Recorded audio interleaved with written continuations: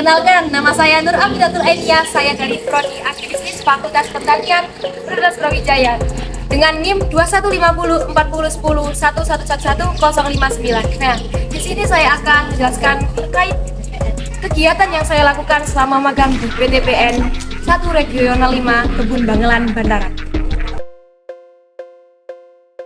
Selanjutnya, manfaat pengalaman magang di PTPN 1 Regional 5 Kebun Bangelan, Bantaran ini memberikan banyak manfaat bagi pengetahuan dan keterampilan karena terlibat secara langsung dalam proses bisnis kopi Robusta, mulai dari pembibitan hingga pengolahan.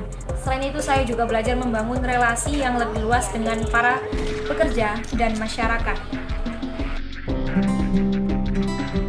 Selanjutnya, hambatan atau kendala yang sering dialami selama magang di PTPN 1 Regional 5 Kebun Bangelan, Bantaran yaitu kurangnya persediaan air bersih, korsleting listrik berulang kali, kurangnya komunikasi antar mahasiswa dengan karyawan. Selanjutnya, saran terhadap mitra. Berdasarkan kegiatan magang di PTPN 1 Regional 5 Kebun Bangelan, Bantaran ini, terkait kegiatan selama magang itu sendiri, perlunya menyesuaikan antara jadwal pelaksanaan dan kegiatan terhadap indikator kompetensi setiap mata kuliah sehingga program magang bisa berjalan lebih terstruktur. Kemudian saran jurusan dan terhadap panitia penyelenggara MBKM ini, bagi tim penyelenggara MBKM PUB ini disarankan untuk lebih mempersiapkan dan menyusun program MBKM secara terstruktur, penyempurnaan sistem pendaftaran, penyusunan panduan yang jelas, pengumpulan tugas yang mudah diakses, agar meminimalisir miscommunication antara mahasiswa magang dan tim panitia. Profil perusahaan. PT Perkebunan Nusantara 1 Regional 5 Kebun Bangelan, Bantaran merupakan badan usaha milik negara BUMN yang bergerak di bidang agribisnis dan agri-industri. Sebelumnya pada tahun 2023, nama kebun ini adalah PTPN 12 Kebun Bangelan, dan pada bulan Desember 2023 ini terdapat pergantian nama menjadi PTPN 1 Regional 5 Kebun Bangelan, Bantaran dikarenakan terdapat holding dengan PTPN 3 dan sesuai arahan atau putusan Menteri BUMN. Dalam visinya, PTPN 1 Regional 5 Kebun Bangelan, Bantaran ini yaitu untuk mengoptimalisasi pemanfaatan sumber daya perusahaan guna menghasilkan barang atau jasa berkualitas tinggi dan berdaya saing kuat dan memperoleh keuntungan untuk meningkatkan nilai perusahaan. Awalnya, Kebun Bangelan digunakan untuk percobaan seleksi dan pembibitan bibit kopi unggul yang cocok untuk berbagai kondisi di Indonesia. Namun, PTPN 1 Regional 5 ini memproduksi kopi Robusta dalam bentuk green bean atau kopi pasar. Proses pengolahannya dimulai dari penerimaan dari kantor afdeling, kemudian penimbangan, kemudian pengolahan hingga tahap pengiriman. Hasil produksi dipasarkan oleh kantor pusat PT Perkebunan Nusantara di Surabaya. Selanjutnya, kegiatan di PTPN yang dimulai dari persiapan untuk berangkat ke kebun. Kemudian persiapan untuk briefing dan absensi di kantor afdeling besaran.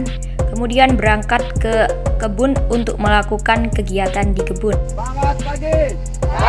Pagi! Tetap semangat, luar biasa! Siapa kita? Banter dulu! Salam Banter! Gerak! PTPN! Kegiatan selanjutnya yaitu penyaluran bibit tanaman kopi ke dalam bak mobil yang diangkut untuk ke kebun. Kemudian kegiatan wiwil halus dan wiwil kasar di kebun, dan selanjutnya yaitu kegiatan penyambungan stek sambung. Kemudian kegiatan penanaman bibit tanaman kopi, dan itu kegiatan taksasi. Oke, selanjutnya kegiatan di pabrik. Kegiatannya dimulai dari proses penjemuran dan pengeringan kopi. Kemudian itu adalah uji petik. Kemudian kegiatan ini yaitu pencucian kopi di bak sipon yang dialirkan ke raum washer. Kemudian ini adalah hasil pencucian dari bak sipon yang dialirkan ke raum washer. Selanjutnya yaitu pengeringan dari proses pencucian. Selanjutnya yaitu kegiatan uji cup test untuk menentukan kopi jenis lokal dan kopi jenis yang diekspor.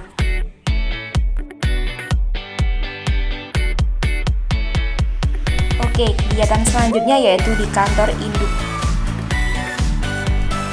Kegiatan yang biasanya dilakukan di kantor yaitu mengolah data dan menginput data dari pensiunan.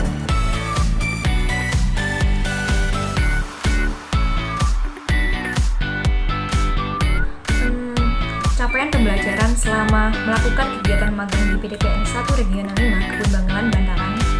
Mata kuliah yang menurut saya yang paling berhasil dan terasa yaitu pada mata kuliah pengembangan komunikasi, kerjasama tim, dan reporting skill.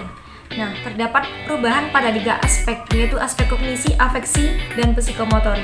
Yang pertama pada mata kuliah pengembangan komunikasi, di mana terdapat perubahan kognisi yang dialami, yaitu mampu meningkatkan pemahaman standar dan praktik komunikasi yang diterapkan di perusahaan dengan efektif.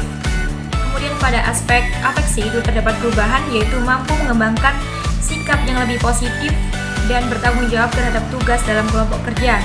Dan yang terakhir yaitu pada aspek psikomotorik, yaitu terdapat perubahan, yaitu mampu menerapkan keterampilan dalam komunikasi secara verbal dan non-verbal dalam interaksi sehari-hari, di kebun, di kantor, dan di pabrik, dan di luar ruang lingkup perusahaan. Kemudian yang kedua yaitu pada mata kuliah kerjasama tim, di mana terdapat perubahan pada aspek kognitif, yaitu mahasiswa mampu bekerja sama dengan baik dalam menjalankan peran yang telah ditentukan untuk mencapai tujuan dan target tim.